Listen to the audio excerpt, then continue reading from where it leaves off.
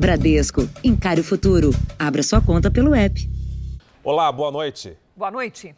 Nós abrimos essa edição do Jornal da Record com um dos efeitos devastadores da pandemia para os trabalhadores e empresários brasileiros. Desde o ano passado, os shoppings do país já demitiram 120 mil pessoas. 15 mil lojas faliram e quem continua no mercado não sabe até quando vai manter o negócio. Tá percebendo esse silêncio? Nos corredores do shopping é algo fora do comum. Desde que a Cida perdeu o emprego, é um silêncio ensurdecedor. Ela e outras 4 colegas de trabalho foram demitidas da loja de vestidos onde trabalhavam em um dos maiores shoppings de São Paulo. Aí as coisas estão bem difíceis aí, eu não sei o que... Eu não estou nem dormindo, sabe? As contas chegam para pagar, eu não consigo pagar nada. E assim está a minha vida. A pandemia transformou a rotina dos lugares mais movimentados de São Paulo, como esse aqui. Segundo a Associação Brasileira de Shopping Centers, em 2020, os shoppings brasileiros ficaram em média 85 dias fechados e passaram 203 com restrições no funcionamento. Esse ano até agora já fecharam por 30 dias e durante outros 60 funcionaram com restrições. Os dados mostram ainda que 14 mil lojas fecharam e 120 mil pessoas foram demitidas no Brasil em um ano de pandemia. Agora, o desafio é equilibrar a saúde e a economia. Shoppings e lojistas não vão ter fôlego para se recuperar, porque o cenário é volátil, o cenário é incerto, nós não sabemos quanto tempo vamos ficar fechado, se vamos abrir e fechar novamente. Essa empresária também convive com o silêncio na loja de esmaltes. Antes, costumava receber 15 clientes por dia, mas com a loja fechada, o dinheiro em caixa acabou. Nós tivemos que fazer empréstimos no banco, né? E agora precisar fazer outro, eu não sei como. Estender isso por mais um mês, a gente não vai aguentar, não. Quem emprega quer agora fazer barulho antes que seja tarde demais. Porque os impostos que a gente paga para o governo não foram suspensos. Para você ter uma ideia, no estado de São Paulo, o ano passado, mesmo os shoppings tendo ficado fechados, o setor pagou 1 bilhão e 200 milhões de reais em IPTU. Outros milhões de reais foram pagos em ICMS e outros milhões em imposto de renda. Nós não somos negacionistas, nós entendemos a gravidade da situação. O que nós queremos fazer ao propor a abertura dos shoppings é levantar o debate na sociedade, até que ponto isso é viável ou não e como é que nós podemos fazer para sair juntos desse momento tão difícil que o Estado e o país atravessam. Veja agora outros destaques do dia. Brasil supera pela segunda vez 4 mil mortes pela Covid-19 em 24 horas. Defensoria Pública da União intima o governador de São Paulo a dar explicações sobre vacinas. Mãe e padrasto do menino Henry são presos e vão responder por homicídio. Na série especial, um momento mais dramático de um sequestro, quando a polícia decide estourar o cativeiro.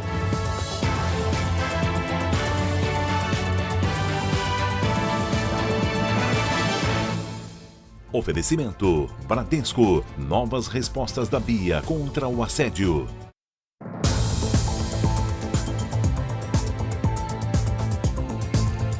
Um dos motivos para os recordes no número de mortes pelo coronavírus é a falta de equipamentos e insumos usados no combate à doença.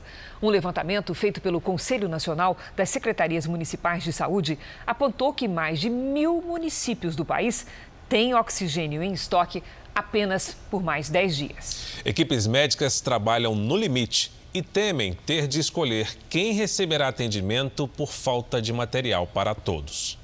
Um dia a dia arrasador para essa técnica de enfermagem. Aquelas pessoas pedindo socorro mesmo para você, não me deixar morrer, me ajuda. A gente sai dali com o nosso psicológico terrível. Tudo o que os profissionais de saúde não querem é ter que escolher pacientes por falta de condições de atendimento. Um levantamento feito pelo Conselho Nacional das Secretarias Municipais de Saúde apontou que mais de 1.000 municípios do país tinham estoque de oxigênio para apenas 10 dias. O oxigênio produzido no Brasil sempre atendeu todo o país. Isso antes da pandemia. O que os médicos explicam é que um paciente com Covid em estado grave precisa de 5 a 10 vezes mais oxigênio do que uma pessoa diagnosticada com outra doença que também afete o sistema respiratório. E mesmo com a produção operando no limite, faltam cilindros para o armazenamento e transporte adequado. Em Minas Gerais, empresas privadas forneceram vasilhames para que o oxigênio pudesse ser distribuído entre as cidades. Já em São Paulo, o governo recebeu nesta quinta-feira 1.000 concentradores de oxigênio, equipamentos usados para tratamento de casos leves e moderados de Covid.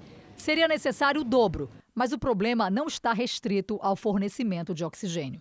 Passa também pelos medicamentos que são indispensáveis ao tratamento, especialmente das pessoas entubadas. Nós estamos enfrentando uma situação onde não adianta ter o recurso se não houver quem venda.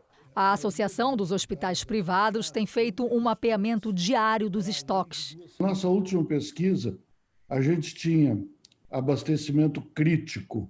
Significa, o que é crítico? Que tem estoque para 5, 6 dias.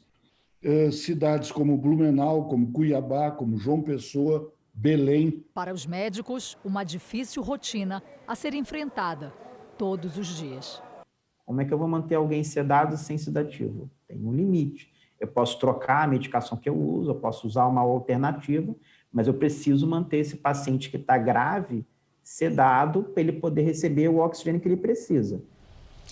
A Defensoria Pública da União notificou o governo de São Paulo a prestar esclarecimentos sobre a vacinação e a estratégia de imunização no estado. A repórter Catarina Hong tem outras informações. Catarina, muito boa noite. Olá, boa noite. O governador tem agora 15 dias para responder. O objetivo da Defensoria Pública da União é reunir dados sobre a estratégia de vacinação contra a Covid-19, além do número de óbitos no estado de São Paulo e as justificativas referentes ao orçamento da campanha de imunização, como mostra o documento. A Defensoria quer saber o número exato de doses recebidas pelo governo do estado, quais foram os fornecedores e também o número de vacinas aplicadas. Dória terá que justificar a razão pela qual fez uma reserva técnica para a aplicação da segunda dose, em vez de priorizar a primeira. Terá também que dar explicações sobre o tempo entre o recebimento das doses e a vacinação. A centralização dos dados, das informações, ela é fundamental para que haja um planejamento nacional presente e um planejamento futuro, até porque nós não estamos imunes a um outro vírus, a uma outra pandemia. O governo paulista disse que atenderá ao ofício dentro do prazo determinado. Afirmou também que as informações pedidas estão disponíveis no site do governo e são divulgadas diariamente. Nós vamos acompanhar agora os números da pandemia. Segundo o Ministério da Saúde, o país tem 13.279.000 casos de Covid-19. São mais de 345 mil mortos. Pela segunda vez essa semana, o Brasil ultrapassou 4 mil registros de mortes em 24 horas. Hoje, com um novo recorde, 4.249. Também entre ontem e hoje, 68 mil pessoas se recuperaram. No total, já são 11.732.000 pacientes curados e 1.202.000 seguem em acompanhamento. Diversos países começaram a restringir o uso da vacina AstraZeneca Oxford, depois da confirmação de que ela pode provocar a formação de coágulos sanguíneos, embora esse seja um efeito colateral muito raro. Alguns governos não recomendam que o imunizante seja administrado em pessoas mais jovens. Sem encontrar um consenso, os países buscaram saídas individuais para o impasse da vacina da AstraZeneca. Na Alemanha, Holanda, Espanha, Itália, Portugal e nas Filipinas, as doses só podem ser aplicadas em pessoas acima dos 60 anos. Na França e na Bélgica, apenas quem tem mais de 55 anos. Na Austrália, a partir dos 50 anos. No Reino Unido, onde a vacina foi desenvolvida, ela deve ser aplicada em pessoas com mais de 30 anos. No Brasil, ainda não há restrições. O presidente da Comissão Conjunta de Vacinação e Imunização do Reino Unido, o professor Anthony Harden, explica que as diretrizes são diferentes entre os países porque se baseiam em dados epidemiológicos locais. As recomendações acontecem depois da Agência Europeia de Medicamentos confirmar que a formação de coágulos sanguíneos pode ocorrer, mas que esse é um efeito colateral raro do imunizante. Os governos optaram pela precaução, mesmo que as novas recomendações possam provocar atrasos nas campanhas de vacinação. Especialistas ainda tentam entender por que a formação de coágulos, mesmo rara em todas as faixas etárias, seria mais comum em jovens. Mais de 200 milhões de pessoas tomaram a vacina da AstraZeneca, segundo a Organização Mundial da Saúde. Os coágulos apareceram em mais de 60 pessoas e 14 morreram. O irmão de Alison Astles é uma das vítimas. Ela diz que ficou chocada com a morte. Mesmo assim, como farmacêutica, diz que acredita na segurança da vacina e incentiva as pessoas a serem imunizadas. No Brasil, a Fiocruz segue recomendando fortemente a continuidade da vacinação, já que os benefícios superam os riscos. A Anvisa pediu aos fabricantes que incluam no item advertência e precauções da bula da vacina da AstraZeneca possíveis sangramentos e ocorrências tromboembólicas associadas à diminuição do número de plaquetas no organismo, mas disse que não há motivo para suspender a vacinação com a Oxford. Uma usina hidrelétrica da Vale, que deixou de operar depois da tragédia de Mariana, ainda recebe dinheiro pela geração como se estivesse funcionando. Em mais de 5 anos, foram 500 milhões de reais.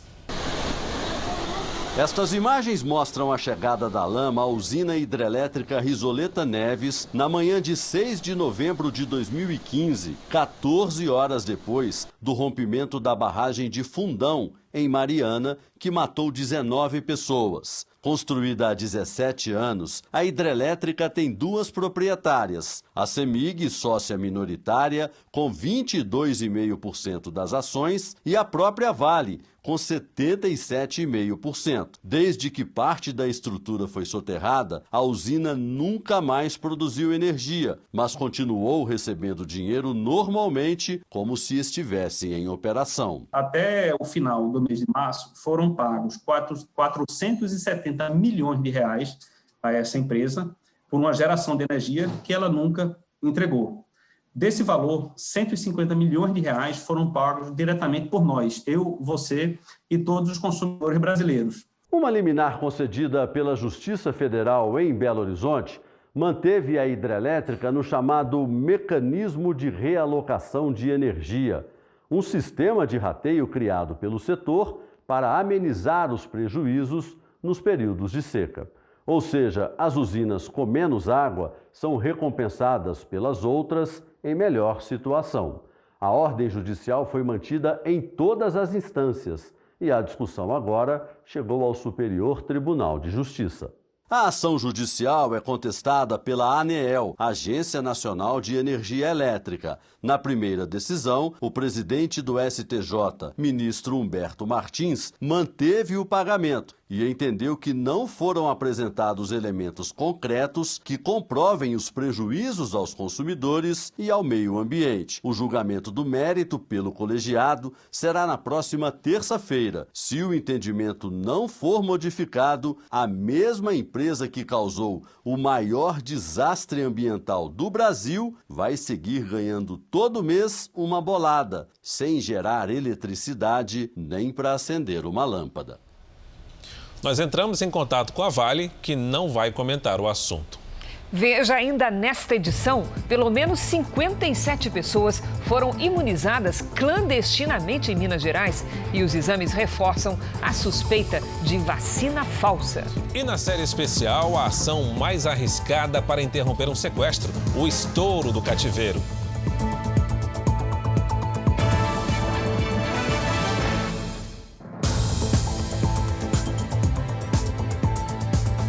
O presidente Jair Bolsonaro passou boa parte do dia discutindo com ministros o que fazer para que a aprovação do orçamento da União não crie problemas jurídicos para o próprio governo. A solução passa também por conversas com o Congresso. O dia começou com reuniões no Palácio da Alvorada. O presidente conversou com os ministros Luiz Eduardo Ramos, agora na Casa Civil, Flávia Arruda, da Secretaria de Governo, responsável pela articulação política, e Wagner Rosário, da Controladoria Geral da União. Em discussão, o orçamento da União. O texto aprovado no Congresso e com o apoio do governo tem cortes de 26 bilhões de reais em gastos obrigatórios para abrir espaço para emendas parlamentares. Os números foram considerados não realistas pelo Tesouro Nacional e a equipe econômica passou a sugerir que o governo faça vetos no texto. O impasse causou mal-estar com o Congresso, já que a proposta teria tido o apoio da área econômica. O ministro Paulo Guedes tem sido alvo de críticas. O presidente da Câmara, Arthur Lira, vem dizendo que os acordos precisam ser respeitados e que o Palácio do Planalto vai dar uma péssima sinalização à base de apoio no Congresso. O relator do orçamento, senador Márcio Bittar, já se comprometeu a fazer um corte de 10 bilhões em emendas, mas o valor é insuficiente para recompor as despesas obrigatórias. O governo teme desrespeitar a lei de responsabilidade fiscal, o que poderia fazer com que Jair Bolsonaro seja alvo de um novo processo de impeachment. O impasse foi discutido novamente em uma reunião hoje à tarde aqui no Palácio do Planalto e também foi tema de uma conversa entre Arthur Lira e Jair Bolsonaro. Um relatório ainda parcial do Tribunal de Contas da União também tem servido de base para que o governo tome uma decisão. Os técnicos teriam observado possíveis falhas no orçamento. O presidente Jair Bolsonaro tem até o dia 22 para sancionar ou vetar o texto e deve negociar com a base parlamentar de apoio para evitar mais desgastes. As conversas ainda estão em andamento e o governo deve fazer vetos parciais no orçamento. Com apoiadores, o presidente não falou do assunto, mas desabafou ao receber o pedido para gravar uma mensagem. Eu não vou gravar nada para ninguém. Quero paz para governar. Pronto. Bolsonaro também participou de solenidade de promoção de oficiais generais e esteve ao lado de ministros, do vice-presidente e de ex e atuais comandantes do Exército. Para falar das tropas após ser alvo de críticas, o presidente trocou a expressão meu para dizer nosso Exército.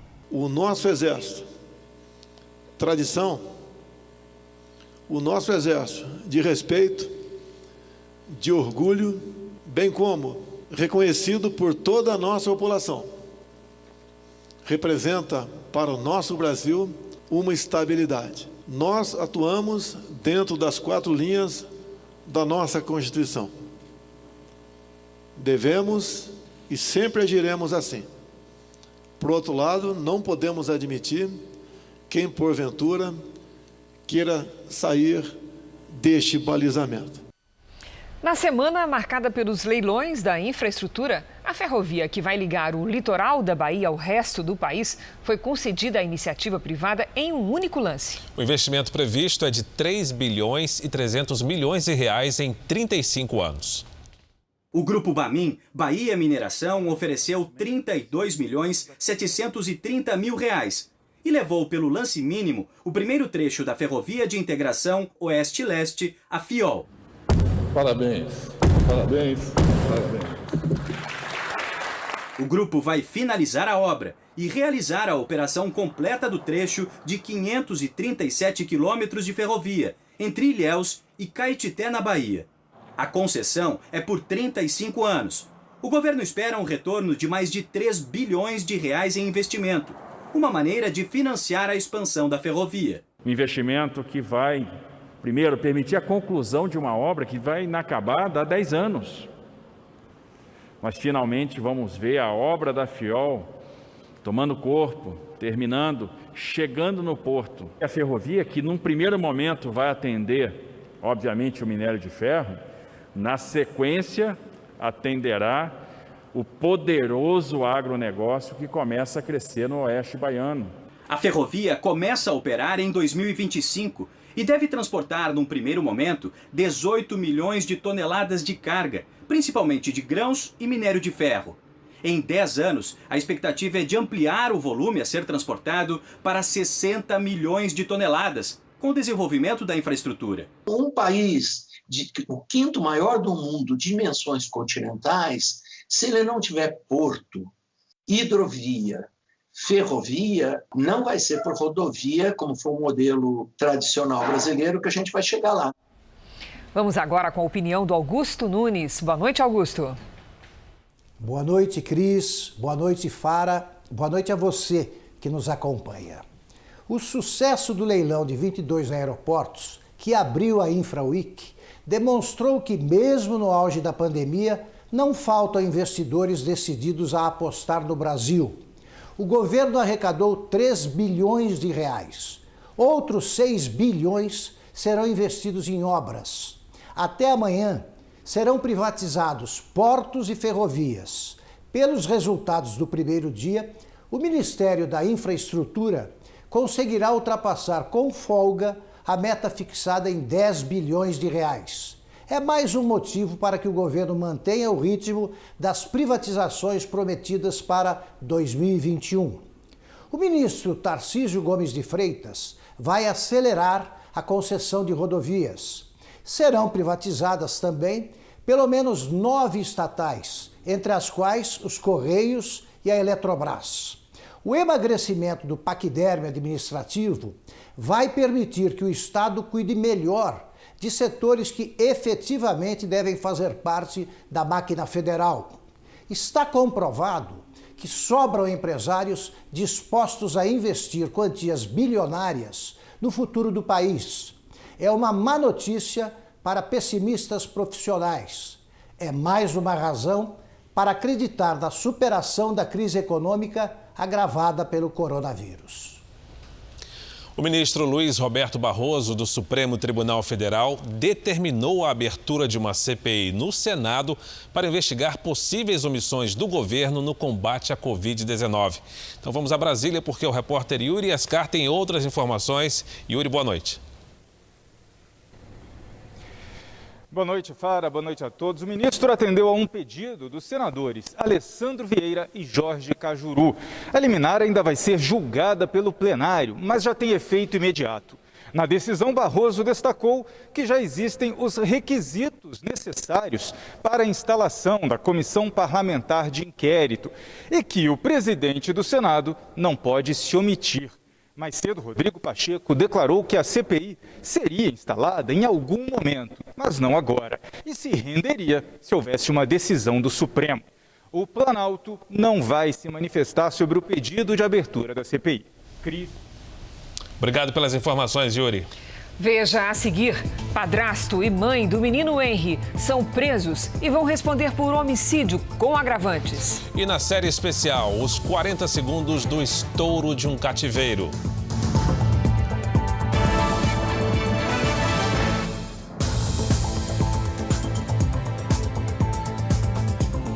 O vereador Dr. Jairinho, do Rio de Janeiro, e a namorada dele, Monique Medeiros, foram presos hoje, suspeitos pela morte do filho dela, o menino Henry Borel. Mãe e padrasto. Para a polícia, cúmplice e assassino. Ela esteve em sede policial, em depoimento, por mais de 4 horas, apresentando uma declaração mentirosa, protegendo o assassino do próprio filho. Exatos 30 dias após a morte, os investigadores e o Ministério Público têm uma convicção. O vereador Dr. Jairinho foi o responsável pelas agressões que mataram a criança de 4 anos. E a mãe, Monique Medeiros, sabia de tudo e nada fez. A mãe não afastou o agressor do convívio de uma criança de 4 anos, filho dela. E é importante que se diga que ela tem uma obrigação legal de fazer isso. Henry morava com a mãe no apartamento do namorado, o Dr. Jairinho. Na madrugada do dia 8 de março, a criança foi levada às pressas para o hospital, mas não resistiu.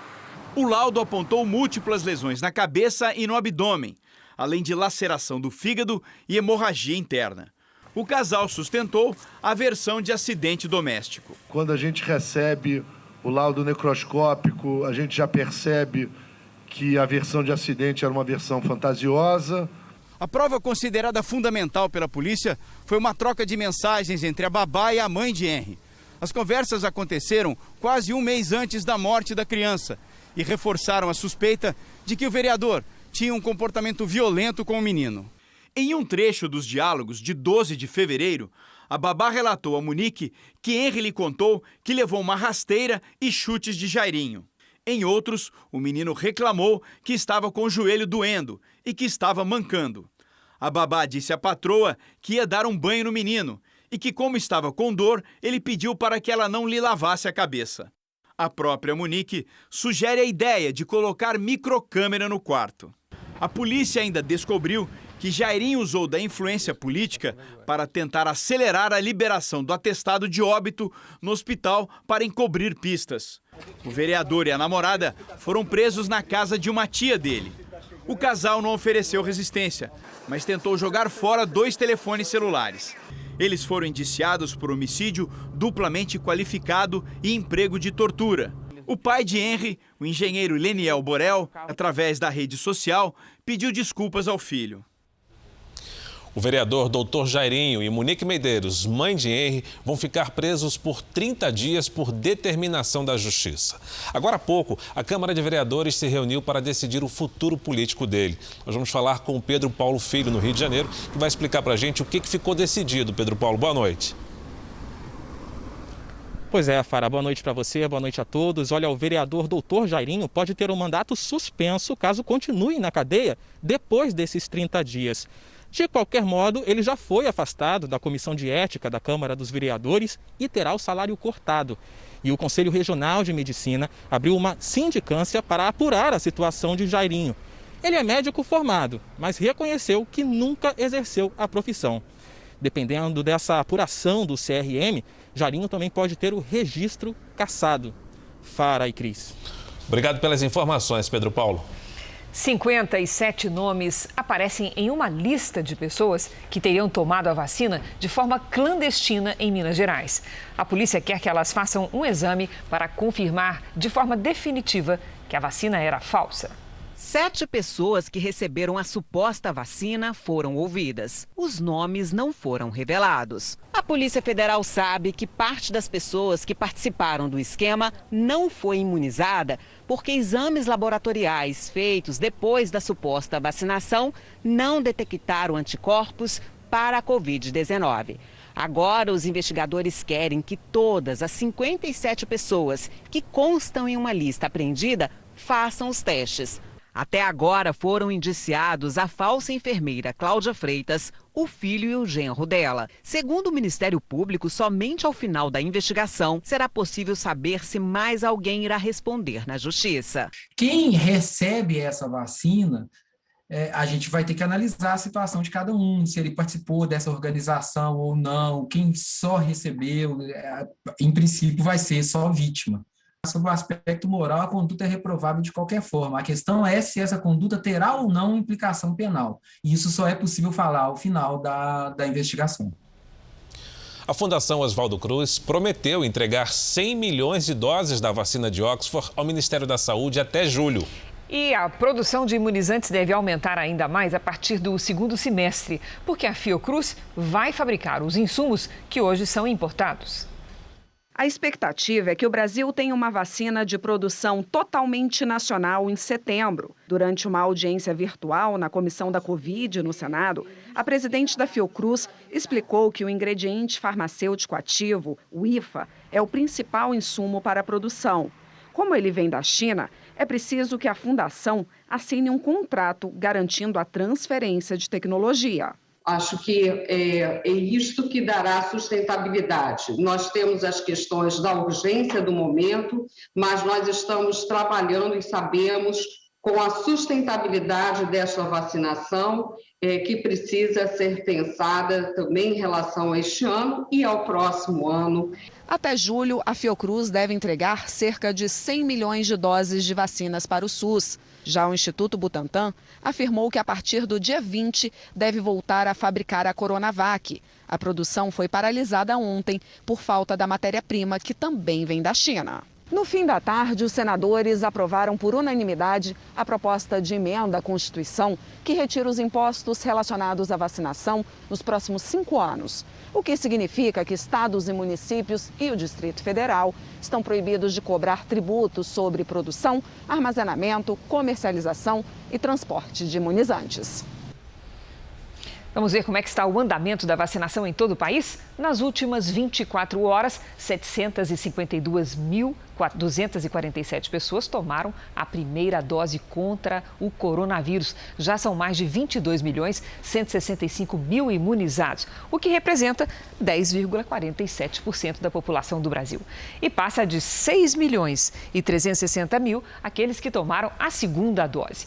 O Rio Grande do Sul vacinou 1.555.270 pessoas, 13,62% dos gaúchos. Na Bahia, mais de 1.867.000 habitantes tomaram a primeira dose, 12,51%. Em Minas Gerais, mais de 2.086.000 moradores foram imunizados, quase 10% dos mineiros. Amanhã, na capital, Belo Horizonte, a vacinação que tinha sido interrompida será retomada e com idosos a partir de 64 anos. E São Paulo já vacinou mais de 5.291.000 paulistas, 11,43% da população. No nosso portal r7.com, você pode acompanhar a situação de todos os estados no mapa interativo. O Supremo Tribunal Federal decidiu que estados e municípios podem proibir as celebrações religiosas presenciais. Vamos a Brasília com o repórter Clébio Cabagnoli. Boa noite, Clébio. Oi, Cris, boa noite a você e ao Fara, também a todos. O placar foi 9-2. A maioria justificou que o atraso na vacinação é a principal causa do colapso no sistema de saúde. Isso teria levado à necessidade de medidas mais duras de restrição, incluindo, portanto, o fechamento das igrejas. Votaram a favor das atividades religiosas presenciais os ministros Dias Toffoli e Nunes Marques, que destacou que as igrejas não são as responsáveis pelas contaminações com coronavírus e que a liberdade religiosa é garantida pela Constituição brasileira. Essa decisão do Supremo, Cris e Fara, a gente relembra aqui, vale para todo o país. Eu volto com vocês. Obrigada, Clébio. Advogados e religiosos ouvidos pelo Jornal da Record discordam da decisão do Supremo Tribunal Federal. O resultado no Supremo Tribunal Federal causou repercussão entre líderes religiosos e fiéis que acompanharam a sessão. Alguns ministros do STF, ao invés de simplesmente defenderem a Constituição do Brasil, que garante a liberdade de culto e as suas liturgias, entraram em um terreno teológico que desconhecem totalmente e excluíram, desprezaram a necessidade da alma humana. A saúde física e a saúde da alma estão conectadas entre si. O bispo Eduardo Kerpen, da Igreja Internacional da Plenitude de Deus, considera que a decisão de proibir os cultos presenciais viola um direito garantido pela Constituição. Muitas pessoas estão sofrendo com isso. Muitas pessoas, diante de toda essa guerra, onde muitos mantêm as igrejas fechadas, e a nossa visão é que mesmo as igrejas fechadas, os números têm crescido muito de mortalidade. Para o pastor Edson, da Igreja Bíblica da Paz, que preside o Conselho de Pastores do Estado de São Paulo, as instituições deveriam ser consideradas serviços essenciais. Para as igrejas, no geral, isto é uma coisa ruim, né? Principalmente para as igrejas pequenas, porque as igrejas pequenas, elas não têm como transmitir um culto, por exemplo, online. Muitas igrejas aqui em São Paulo se adaptaram assim. Demarcaram lugares para garantir o distanciamento, adotaram medidas sanitárias rígidas. Segundo religiosos, o objetivo sempre foi seguir os protocolos para trazer os fiéis para os cultos em segurança. Para este especialista em direito constitucional, os decretos estaduais não deveriam estar acima da Constituição Federal. Isso acaba fazendo com que haja uma proliferação de decretos que possam ir em direções opostas, né? Dificultando, então, o exercício da fé, por exemplo, né? De maneira plena para munícipes ou para cidadãos de determinado estado, quando o seu estado vizinho tem um pensamento diferente, e nós estamos tratando de uma garantia de liberdade, uma garantia constitucional que não deveria ser relativizada. Os temporais provocam estragos no norte e nordeste do país. Em Salvador, na Bahia, vários bairros foram alagados. Até quando a chuva pode causar tantos transtornos? Vamos com Lidiane Sayuri. Boa noite, Lidy. Oi, Cris. Boa noite para você, para o Fara, para você também do outro lado. Pelo menos até terça-feira. Mais cedo, a ventania em Belém provocou a queda de várias árvores, inclusive uma delas em uma rua bastante movimentada. As rajadas de vento de 54 km por hora destelharam casas e também uma arena esportiva. Tem mais chuva à vista pelos próximos 5 dias na região norte, no noroeste de Mato Grosso, litoral nordestino, que inclui Salvador, e no sul do Rio Grande do Sul. Nas outras áreas do Brasil quase não chove. Nesta sexta-feira, tempo firme e seco em toda esta área clara aqui do mapa. A umidade do oceano favorece temporais a qualquer hora no litoral da Bahia, com chance de novos deslizamentos. Uma frente fria se aproxima até o fim do dia e provoca pancadas de chuva no sul do Rio Grande do Sul. Antes da chegada desta frente fria, faz calor. Máxima de 34 graus em Porto Alegre. No Rio de Janeiro, até 29. Em Cuiabá, 31 e até 32 em Porto Velho. E o Tempo Delivery hoje começa com o Franderson, de Belo Horizonte. Lidiane, ele quer saber como é que fica a previsão para a capital mineira. Vamos lá, Fara. Franderson, seguinte, em BH, friozinho de manhã e tarde mais quente. Nesta sexta, mínima de 13 e máxima de 25 graus. A Camila acompanha a gente lá de Alagoinhas e quer saber o tempo. Como é que fica o tempo aí para Camila? Vamos lá. Camila, até sábado, chuva, sol e tardes abafadas com máxima de 27 graus. Aproveitando, a gente atende seu pedido também. Beijos para você, para Camille e para Yasmin. Faça seu pedido aqui no Tempo Delivery também pelas redes sociais com a hashtag você no JR. Na capital paulista, esquenta sem sinal de chuva. 27 graus é a máxima prevista para amanhã. Até amanhã, gente. Obrigada, Lidy. Obrigado, Lidiane. O Amapá enfrentou hoje mais um apagão. O problema já afetou o estado há 6 meses. 15 dos 16 municípios do estado ficaram sem energia às 6h30 da tarde. A Companhia de Eletricidade do Amapá afirmou que o problema foi em uma linha de transmissão, mas não divulgou o motivo da interrupção. O fornecimento começou a ser retomado cerca de 1 hora depois. A fase emergencial de combate à pandemia em São Paulo tenta conter aglomerações com o funcionamento exclusivo de serviços considerados essenciais. Mas a regra vale apenas para atividades que atendam ao público. Empresas de vários outros setores funcionam normalmente. A consequência é que o trabalhador se arrisca em ônibus, metrôs e trens lotados. Na hora do rush, de manhã, fim da tarde, começo da noite. No transporte público, fica difícil acreditar que a maior cidade do país, epicentro da pandemia no Brasil, esteja vivendo medidas restritivas severas para conter o coronavírus.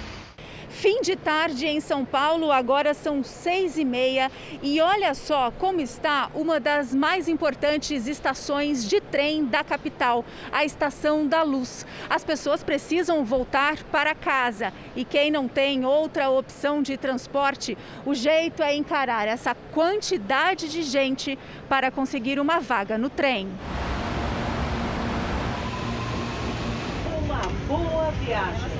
Dentro dos vagões, passageiros disputam espaço, ombro a ombro. Medo a gente tem, mas a gente tem que trabalhar, né? E eu trabalho na área da saúde, então preciso vir trabalhar. Enquanto isso, imagens aéreas gravadas hoje de manhã mostram garagens com vários ônibus estacionados.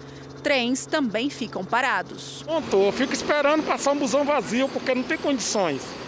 A prefeitura afirma que 93% da frota de ônibus está mantida nos bairros mais afastados. São 88% em toda a cidade. E o índice é superior à demanda apresentada desde o início da pandemia. No caso dos trens, a Secretaria dos Transportes Metropolitanos diz ter 100% da frota em operação de acordo com a faixa de horário. Mas a população que usa o transporte público todos os dias não sente isso. Cheio, né? Do mesmo jeito, estou vendo nada vazio aí não. Quanto a não aglomerar, não está funcionando. Este especialista em direito público afirma que as prefeituras podem exigir das empresas concessionárias o aumento da frota para diminuir as aglomerações diárias. Não é o momento de pensar na parte contratual, que há uma flexibilização na parte contratual com relação a isso, nesse momento pandêmico. Há a possibilidade do contrato administrativo, essa flexibilidade, colocando-se mais veículos, nem que seja para fazer um ajuste eventualmente no contrato firmado entre o município e as empresas. Missionários brasileiros da Igreja Universal em Angola foram notificados para deixar o país dentro de 8 dias. Até agora, 7 casais, bispos, pastores e esposas já receberam o documento que oficializa a deportação. Mas o processo pode atingir cerca de 100 religiosos. Os ofícios foram emitidos pelo Serviço de Imigração e Estrangeiros de Angola, responsável pela concessão de vistos a estrangeiros. Os documentos, intitulados de Notificação de Abandono, atestam o cancelamento dos vistos de permanência temporária de pastores e bispos da Universal e exigem que eles abandonem o país voluntariamente em 8 dias. Segundo a representante de comunicação da igreja, são mais de 100 vistos de religiosos que estão pendentes no serviço de imigração. Até agora, 7 casais de missionários foram oficialmente notificados, todos brasileiros, e que há anos desenvolvem em Angola, além dos serviços religiosos, centenas de ações e trabalhos sociais voltados à população carente em diversas comunidades do país.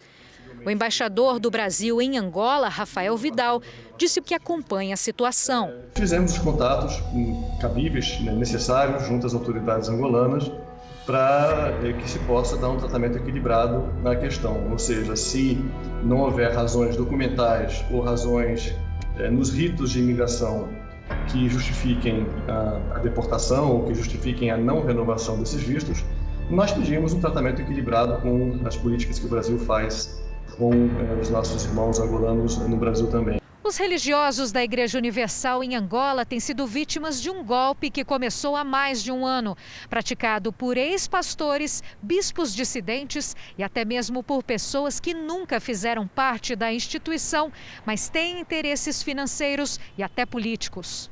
Um dos homens à frente das invasões violentas dos templos foi identificado como Ângelo Vitacanga.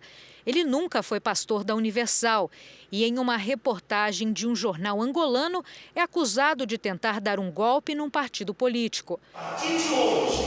Em sua maioria, o grupo de invasores é composto por dissidentes afastados da Igreja Universal por denúncias que vão de atos imorais como adultério até crimes que incluem roubo, extorsão, prostituição e assédio a menor de idade. Dezenas de queixas-crime contra eles foram apresentadas à Justiça, mas os processos não tiveram andamento. Aqui nós temos somente algumas das queixas que os nossos advogados deram entrada no Ministério Público. As minhas mãos não poderiam caber as tantas queixas que nós demos entrada. Esse advogado mestre em Direito Internacional explica que a liberdade religiosa é um direito garantido pela ONU e Angola pode receber sanções. Todo o contexto da liberdade religiosa são direitos garantidos pela ONU. Significa que o fato de você não pactuar de determinada crença religiosa por si só não é razão suficiente para que alguém seja expulso de um país. Muito pelo contrário, neste contexto, você estaria desrespeitando normas internacionais de direitos humanos. Para o juiz federal João Paulo Abreu, a atitude pode ser classificada como crime e golpe religioso. É possível, sim, classificar isso, tá, como golpe religioso, na medida em que foi retirada a autoridade, a autonomia da Igreja Universal do Reino de Deus de forma compulsória, tá? E passando a um outro grupo, um grupo angolano que assumiu lá a coordenação da Igreja Universal do Reino de Deus, e isso daí fere frontalmente o princípio da liberdade religiosa, fere também a questão dos direitos e garantias dos brasileiros lá em Angola. Se ficar constatado a prática desses crimes, isso aí é um crime contra a humanidade. O comando da Igreja Universal em Angola foi destituído por documentos forjados em assembleias falsas, mas que tiveram reconhecimento público do governo. Nas ações que começaram no fim de 2019, os dissidentes realizaram invasões violentas, em que pastores e bispos foram agredidos, retirados à força dos templos e das casas onde moravam. Milhares de fiéis têm se manifestado em ações pacíficas contra as invasões, mas são reprimidos pela polícia com violência. Com marchas, cantos e orações, eles pedem paz e principalmente justiça. Em nota, o Itamaraty afirmou que, desde o início do caso, o governo do Brasil tem defendido as instituições e direitos dos brasileiros em Angola. Nesse espírito, o presidente da República e altas autoridades diplomáticas do Brasil já efetuaram sucessivas gestões junto às mais altas autoridades do governo de Angola, sempre em favor da proteção dos direitos dos religiosos brasileiros e de suas famílias. Sobre a renovação dos vistos dos bispos, o embaixador do Brasil em Angola vem mantendo contínuo diálogo com as autoridades angolanas. O Itamaraty conclui que a Igreja Universal é uma entidade enraizada na sociedade brasileira e no exterior destaca-se pela sua presença em diversos países, inclusive do continente africano, prestando relevante papel religioso e social. O estouro do cativeiro é o momento mais dramático de um sequestro e não permite erros. O desfecho bem-sucedido de uma investigação só acontece quando o refém é resgatado e os criminosos presos. Na reportagem de hoje, você vai acompanhar a ação dos policiais da divisão anti-sequestro para libertar um empresário estrangeiro que passou 15 dias num barraco em São Paulo. Polícia, parou! Não se mexe, polícia! Quem tá no banheiro, sai! Quem tá... Sai! Calma! Senhor, é o seu... Polícia! 40 segundos. Este foi o tempo desde a entrada da polícia anti-sequestro até a rendição dos criminosos e o encontro do refém. Uma frase resume a ação bem-sucedida. Na mão! Tá na mão! Tá na mão. A gente sabe que alguém já está com a vítima na mão. A gente dá uma relaxada, continua, né, fazendo a varredura para ver se não tem criminoso escondido, esse tipo de coisa. Mas tá na mão. A gente espera ouvir o tá na mão. Ó, tá na mão. Aí, já era. Como se caísse assim um raio de luz, assim, que a gente... É um alívio, uma sensação de livramento, uma sensação de emoção. Tudo certinho, viu, senhor? O senhor tá salvo.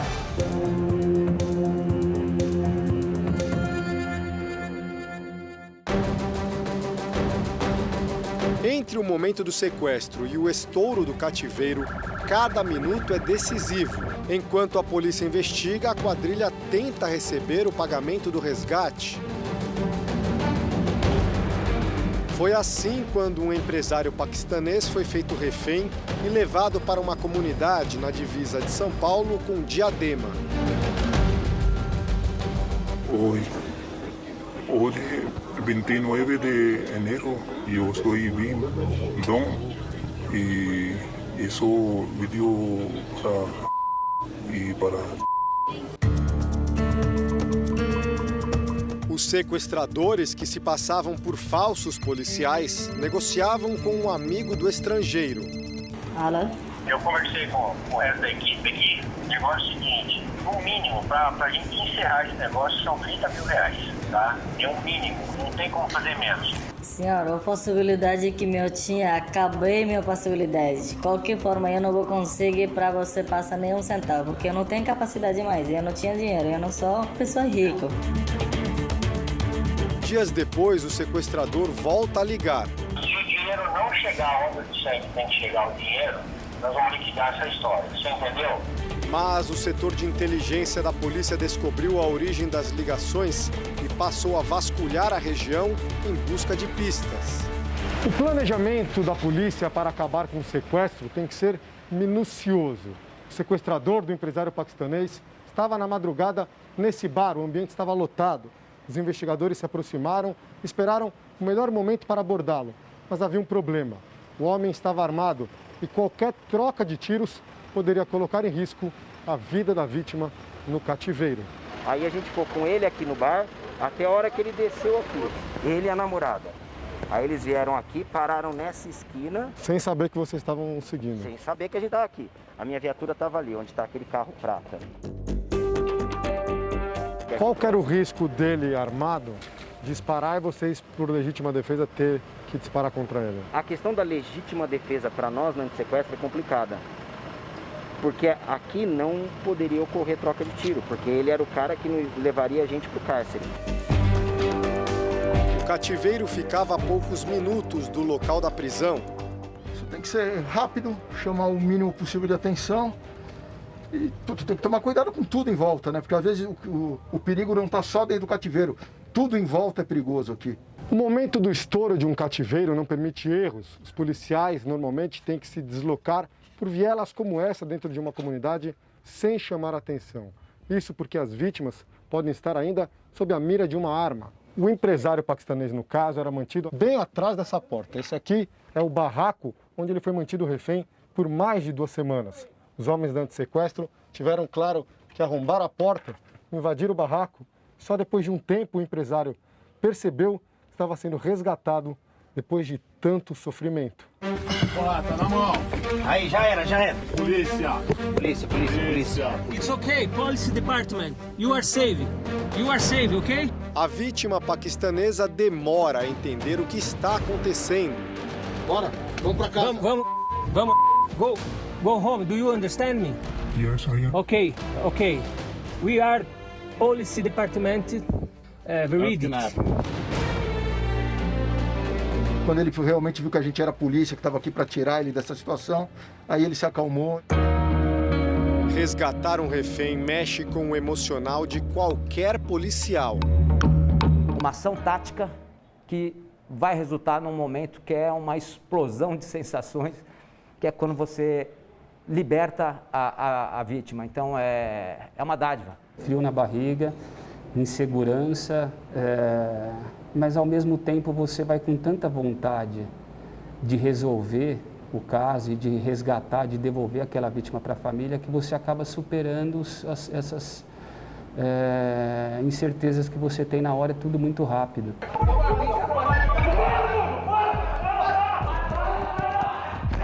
Há um ano, na divisão antissequestro, o delegado Eduardo Pereira participou do primeiro resgate em julho de 2020. A vítima estava numa casa em Mongaguá, no litoral paulista. A ação durou pouco mais de 1 minuto.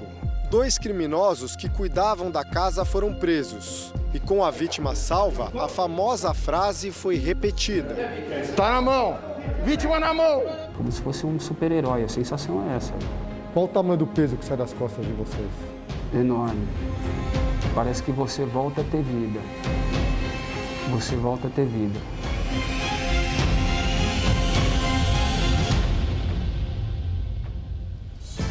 O Jornal da Record termina aqui. A edição de hoje na íntegra e também a nossa versão em podcast estão no Play Plus e em todas as nossas plataformas digitais. E à 00:30 tem mais Jornal da Record? Fique agora com a novela Gênesis. A gente se vê amanhã. Até lá. Uma excelente noite para você e até amanhã.